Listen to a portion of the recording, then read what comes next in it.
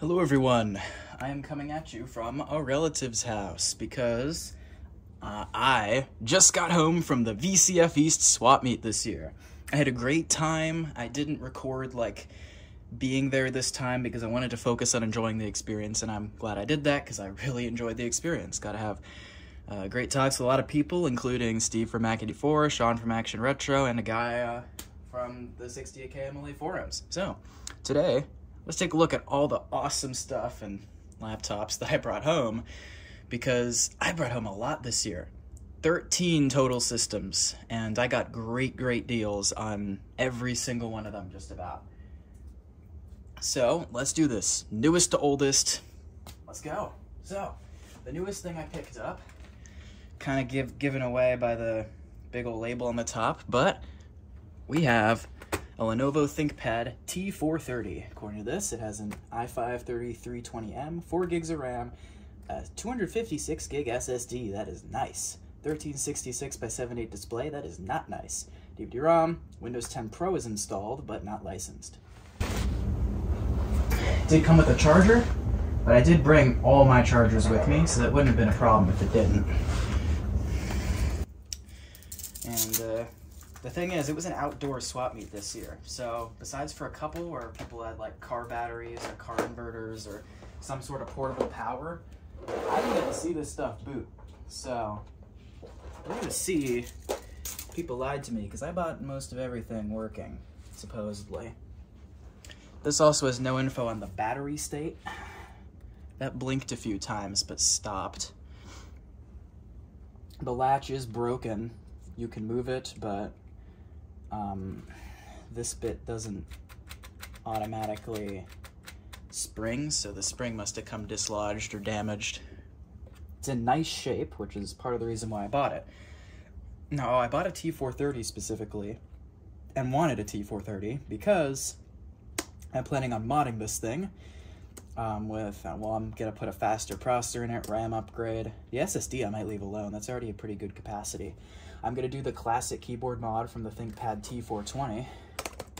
This is still a very nice keyboard though, so it isn't exactly urgent. The track point's in great shape here too.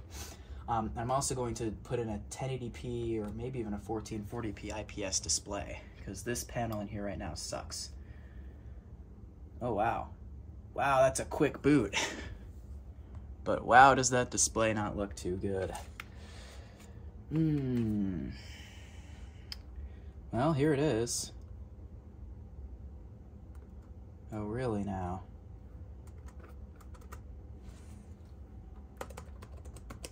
Well, it's fast, I'll give it that. Before I unplug it and see if it'll run off battery, I'm going to do a battery report to see what the system thinks. I'm not going to spend too much time on each system because we have a lot. This is going to be a long video either way, though.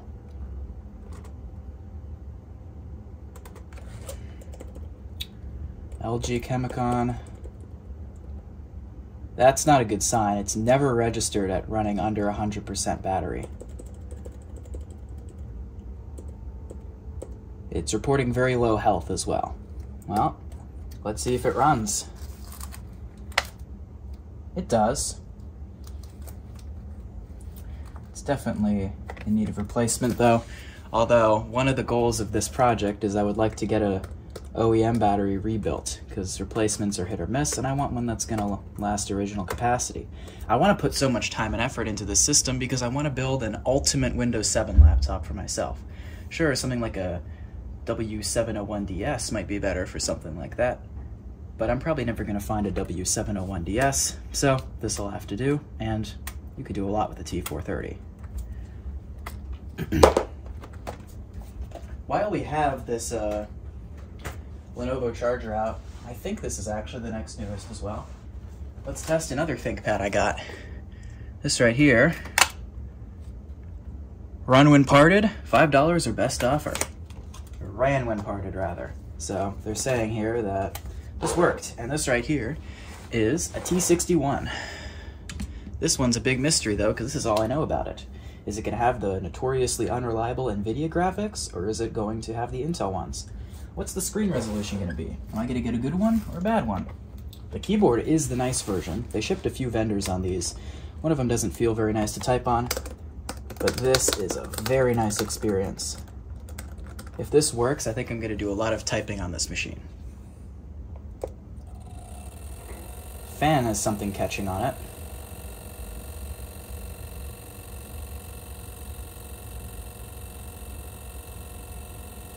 It posts.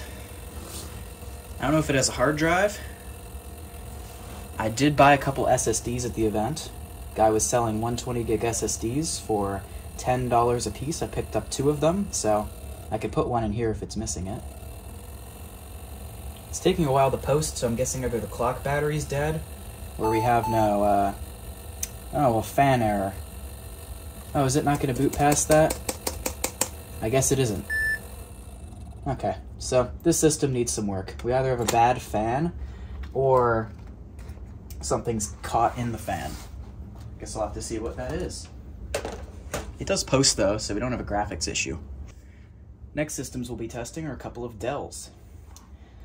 These both came from one guy, and I believe the guy I bought these both off of said, among other laptops he had for sale, all came from the good pile at a recycler. So I'm assuming these worked.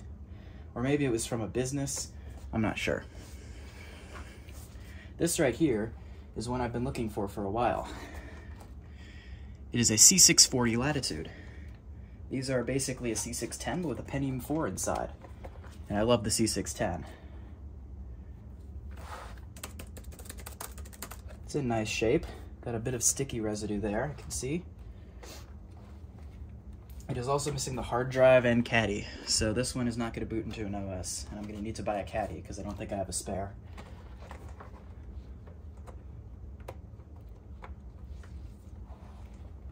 We do have a battery charge light, and it's staying on. Maybe this battery is good. And it posts. And we've got a high-res screen in here. I believe all the C640s shipped with the SXGA Plus panel as stock, so I don't think that's anything super special. But it's still nice to have an SXGA Plus screen in any laptop. Here are the specs. We got a 2 GHz Pentium 4, 256 megabytes of system memory. It's going to need some more. Radeon 7500, a very common video card for laptops of this era. Doesn't tell us what the screen is, but I'll bet you it is 1400 by 1050, which is very nice. I also noticed there's a speaker here, or at least some vent of some kind. You know what? I'll bet that's for airflow. I was wondering if they put anything in here for additional airflow, as the cooling system in the C610 isn't too beefy, and this has a Pentium 4. Very nice. Next system is another Dell, and one I'm quite excited about. I've been looking for one of these for a while. This is an Inspiron 8100. It is in good shape, has the hard drive caddy. This one might boot. It's got a few scuffs here and there, but nothing too bad. I think the worst of it's on the back. These Inspiron 8100s are also sold as Latitude C810s, although I prefer the Inspiron styling to the Latitude styling. It was changed a bit. Are basically much beefier C610s.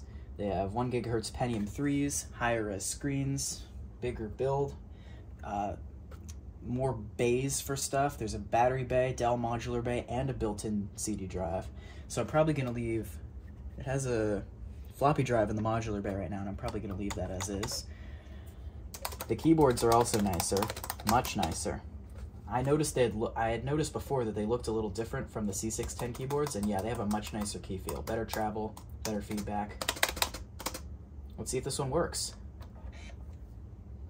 Battery charge light is staying on, so this battery, well no, wait, yeah, so this might work.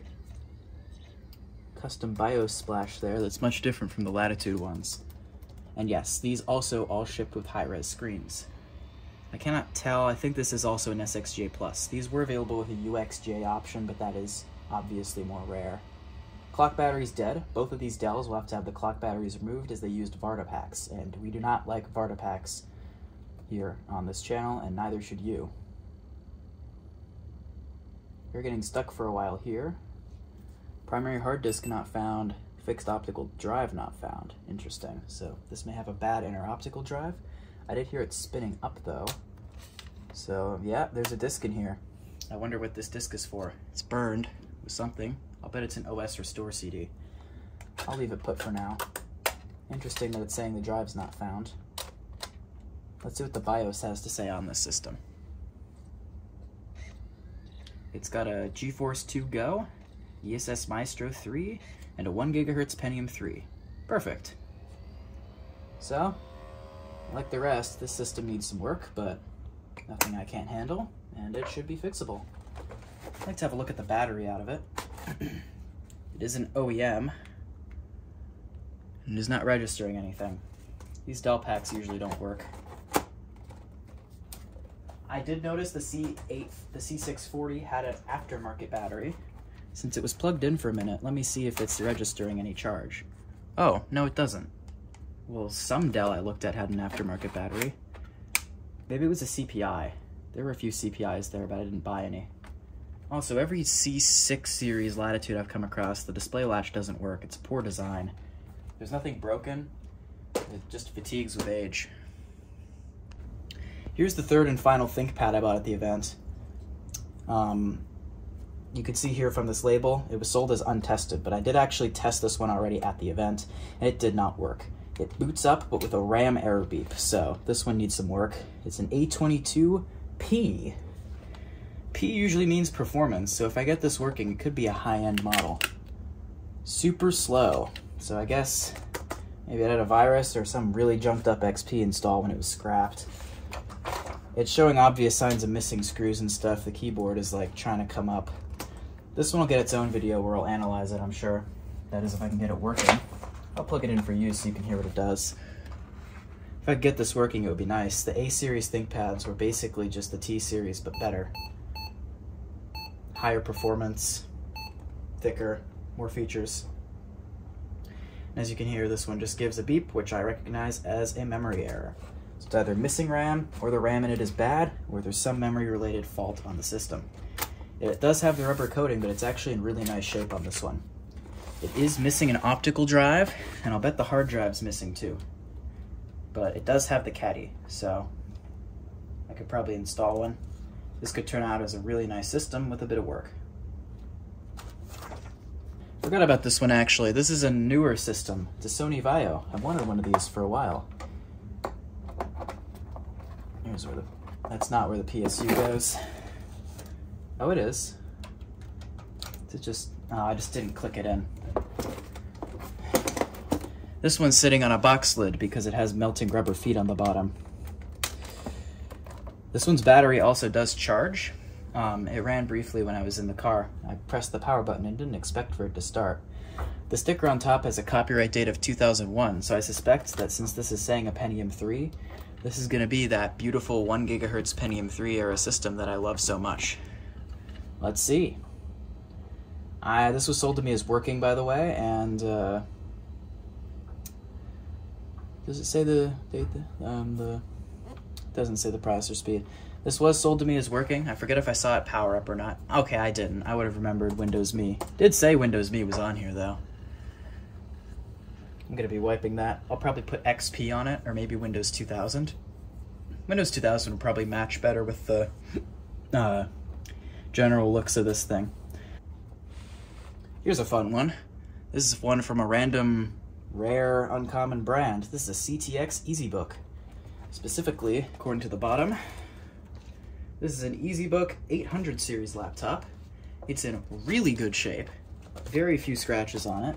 Hinges are in great shape. And apparently this one works. I remember seeing it working, so I don't remember exactly if I tested it with a car inverter while I was there, or if the guy showed me a video of it working. Either way, I trust that it does. I only paid 20 bucks for it. Great price. It came with this compact PSU, I believe, which is compatible. Let's plug it in. Oh, and it looks like it's gonna auto boot on us. That was quick. It's already trying to boot. I saw the Neomagic video BIOS for a second there, so just gave away what kind of video card it has. This is a K6 3D at 300 megahertz. I don't have any of these. I'm also gonna have to check that CMOS battery, make sure it's not one of those Varta packs that leak. In any event, let's see it boot. It does have quite a loud fan for a system of this era. Oh. Perhaps I need to set up the hard drive in the BIOS.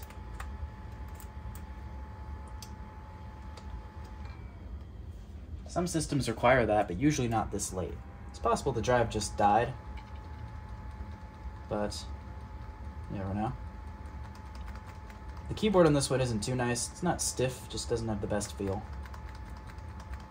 But otherwise, this seems like it could make a really nice little system. If I can get it to start. Come on. Oh, come on. Then it does it. It's got a good amount of RAM in it. Well, actually, maybe not. This is a Pentium 2. Decent amount still. The diskette drive is set above the hard drive. I wonder if that's an issue. And there we go. It's as I thought.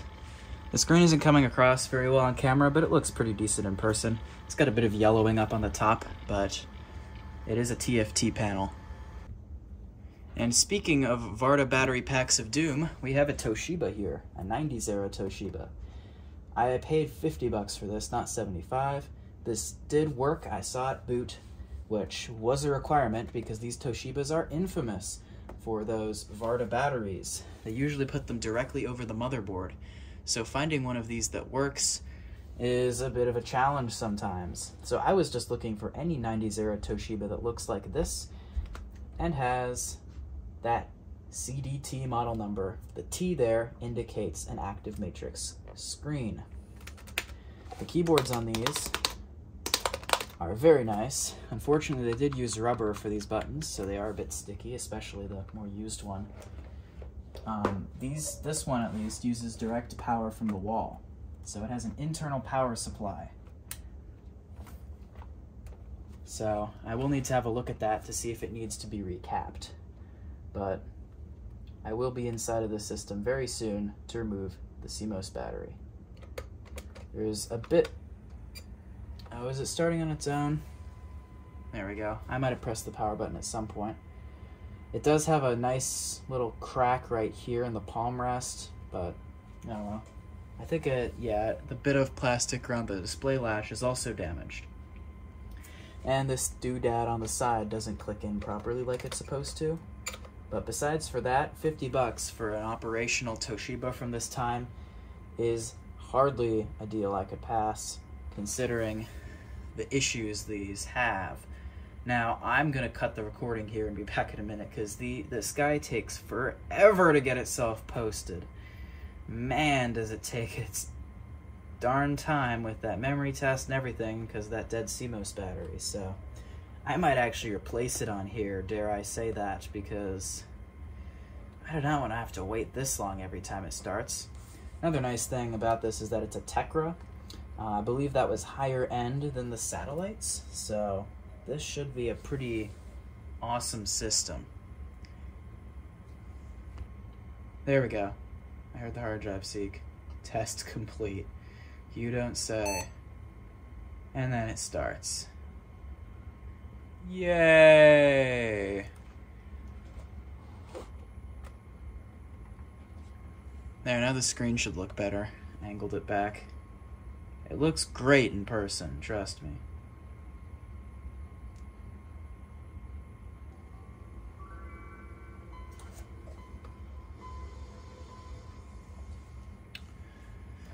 Nice little Windows 95 laptop, eh?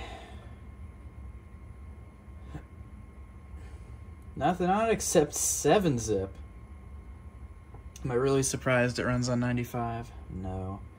If your next question was where are all the Macs at, I did pick up some, don't worry. And yay, I finally got another PowerBook 1400. Woohoo! Let's grab my charger and see if this one starts. I was told it does, but it is a little wonky.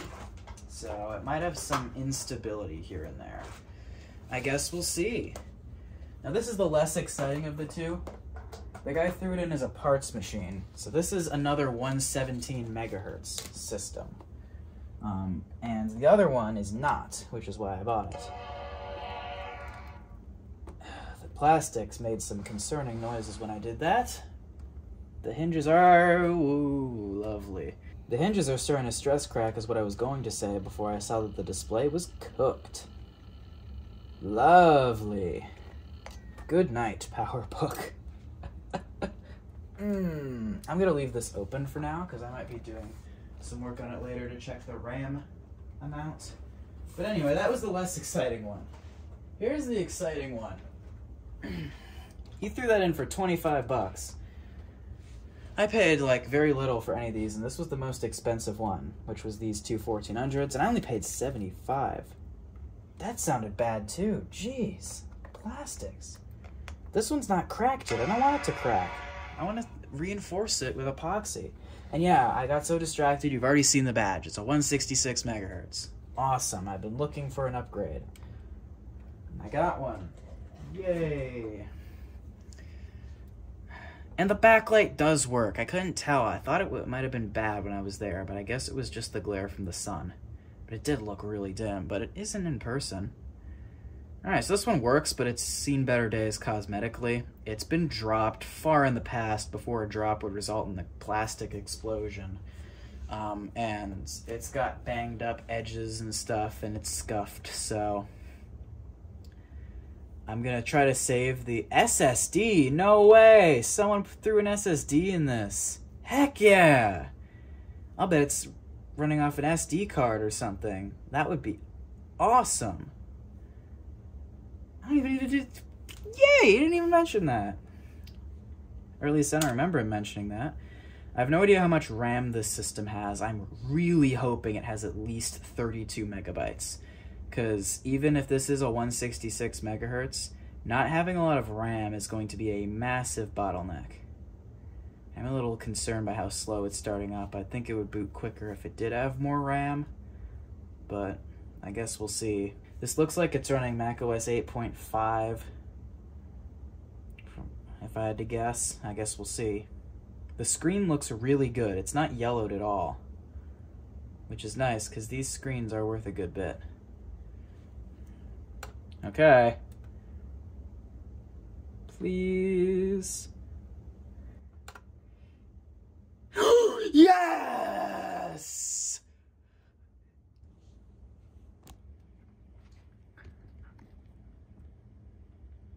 It's maxed! And it was on 8.5. Knew it. 64 megabytes! Yay! Holy cow! Okay, let's confirm the rest of this. So this should be a 166, as advertised. So let's check System Profiler. This will give me all the details. Yeah, 167, close enough, megahertz. Expanded 48 megs. Awesome! Awesome.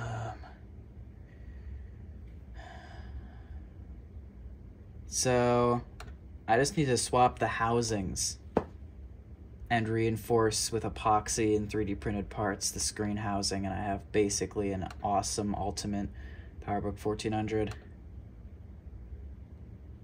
Amazing. How big's this drive? 16 gigs. Not bad. You could put a larger card in here. Anyway, since this is the one I'm most excited about out of any of the pickups, I'm going to have a look inside. We're going to see what kind of hard SSD solution they're using. And we are going to see what form that RAM comes in. There we go. That was stuck. Okay, so they're using a CF card. That is not the fastest way you can do this, but it's better than an old hard drive. I prefer an SD card approach myself, but there are no issues with using a CF card. Let's pop this cover off, because I'm very curious how the RAM configuration is. Because if you do not know, the PowerBook 1400 uses some weird RAM. It's a stackable module, and it's proprietary, which is a pain for me, trying to find an upgrade. It took me 2 years, but I did get one, and it was only $75. And I get a whole parts machine, which is awesome. Now, I'm looking specifically at how the RAM is configured because I'm looking for what's known as the Ultimate 1400, which does involve a video card that I have, and that video card takes up extra space over the Apple video card. It's something made by Newer Tech. Now, why wouldn't you come up? That video card will not work if your RAM is stacked too high, because it won't fit. So, yeah, that's the struggle. So I need to look up how to get this stupid thing off, because I'm not seeing how to get this stupid thing off. Alright, so I had a look off camera, and yeah, it is the typical configuration, which are 2 stacked cards in there, and yeah, you would need a hypothetical upgrade, which is possible to make, that was only 1 stack high to fit the extended video card that goes over this area. Now, I've heard rumors that those exist, but seeing as there was little point to them back in the day, unless you had that card, they are incredibly rare. Now, out of curiosity, I'm going to check how much RAM the 117 megahertz model has. And it's got its base RAM only. No loss. Alright, and the last thing we have to look at today is in this bag. It is something made by Dolphin. No, just kidding. It's not a DTR1, but it is made by Dolphin. It's a laptop, though, and it's very haphazardly thrown in this bag. A dirty bag that's clearly seen better days. In order to hold a laptop that's clearly seen better days. Good God, this thing is filthy, by the way. Doesn't come across very well, at least right now, but it is disgusting. Look at this poor thing. Icy green all over the place. I'm just can't wait to see how corroded it is. Not that bad inside that door, but God, it doesn't look good.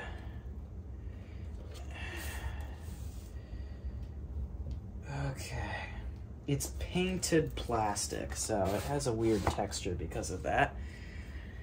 Yeah, okay. And unfortunately, this has fairly bad screen rot, so this is not a system that is ever going to work as is.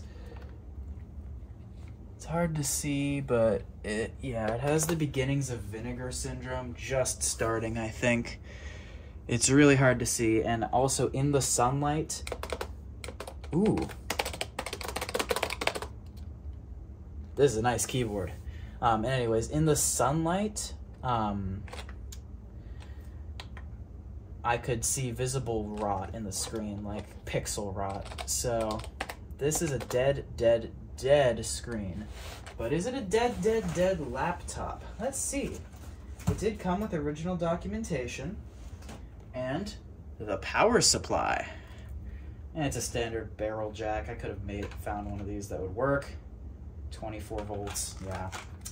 But let's see. Let's see what it does.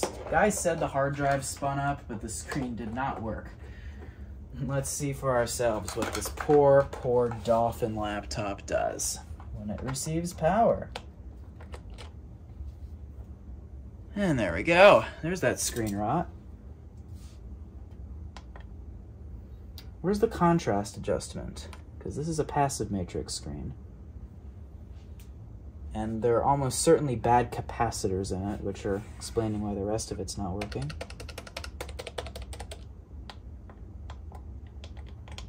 Come on, the contrast control has to be somewhere, right?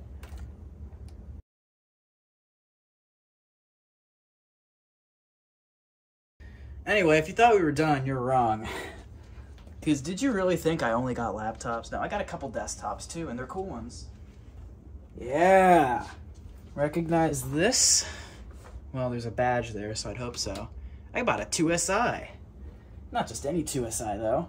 It's one that I don't have to recap. Yay! Someone's already gone through the pain of recapping this thing for me. Including the power supply, don't you worry. Someone's recapped this power supply.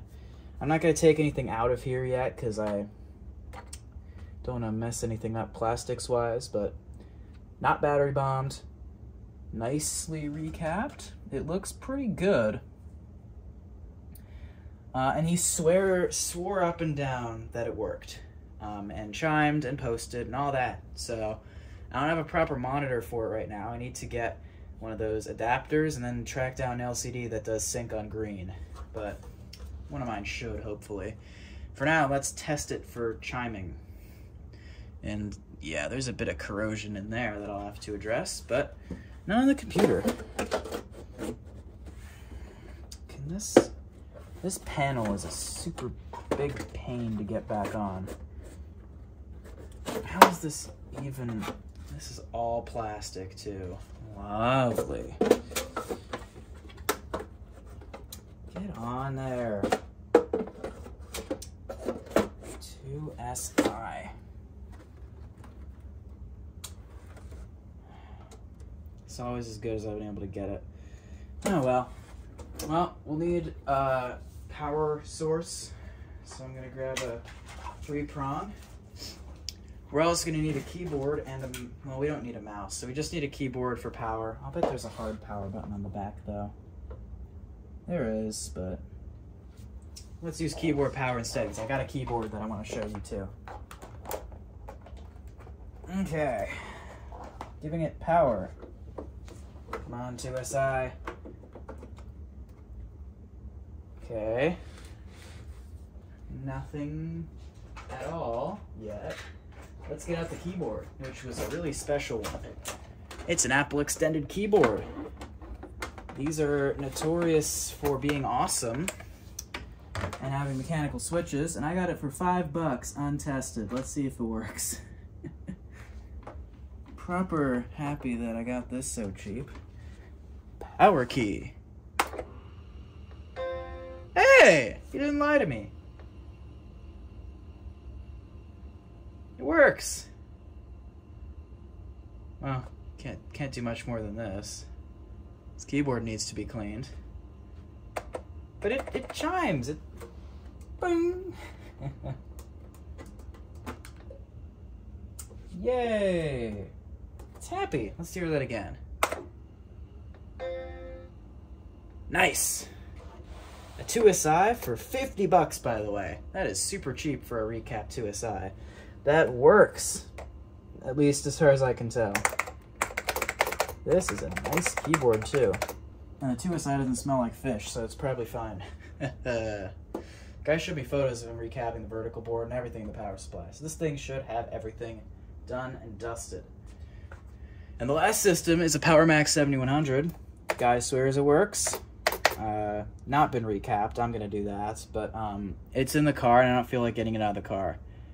And I'm probably not going to mess with it for a while because I need an HDI 45 monitor adapter or a new bus video card. And I totally forgot that I was going to need one of those when I bought it, but it was $30. I'll get one eventually. Maybe next year's swap meet if I go. I love this keyboard. That's about all the main stuff I bought. A couple accessories I got as well. Some guy had a bunch of new old stock Dell TrackPoint caps for the purple ones, and there was a blue one and a gray one and an IBM soft rim style one as well. So I snagged all those. $5, great price. I bought a D-series floppy drive module for Dell's. It's somewhere in here, I think. Actually, no, I left that in the car. Yeah, D-series Dell floppy drive module. Very nice. So, always good to have more laptops with floppy drive capabilities. So my D610 and Inspiron 9100 can now. Oh yeah, I got a PowerBook video cable, one of the adapters to convert from the PowerBook video cable port to DB15. That was nice. $5 for that. And yeah, that's all. That's everything. But that is a lot of things. And oh my god, Max RAM 1400C 166 for $50. You want to sell it for me. Add it in the parts unit for $25 more. And a 2SI that works. I got a 2SI. At least I think it works. We'll see when my DB15 comes in. I'll have to get a hard drive for it, give it a good cleaning. Maybe I'll retrobrite it. I don't know. But that, combined with an extended keyboard with mechanical switches, oh my god, I'm going to make such a sweet desktop setup with a mediocre performance Mac from the early 90s. Woohoo! Anyway, I'm going to go mess around with my ThinkPads. That's probably what I'm going to do. Take this T61 apart, figure out what's up with the fan, and yeah, have fun. Probably put Windows 7 on the T430 too. Anyway, thank you for watching. In case you couldn't tell from this video, there are going to be a ton of videos coming up where I'm going to be tinkering with things, messing with things, getting stuff working, fixing stuff, maybe even breaking some things. Who knows? Who knows where this journey will take us? So upcoming, you can expect video testing out this 2SI further and getting it set up. You're going to probably see something on me doing stuff with the 1400s. I'm going to have to combine them to make one awesome, perfect system. Getting that Inspiron 8100 working, getting the C640 up and running, all that stuff. Testing out if I can get the A21 or the A22P to start. Like, I got a lot of stuff coming up, folks, and I cannot wait. Thank you for watching. I will see everyone next time. Goodbye. Have a good day.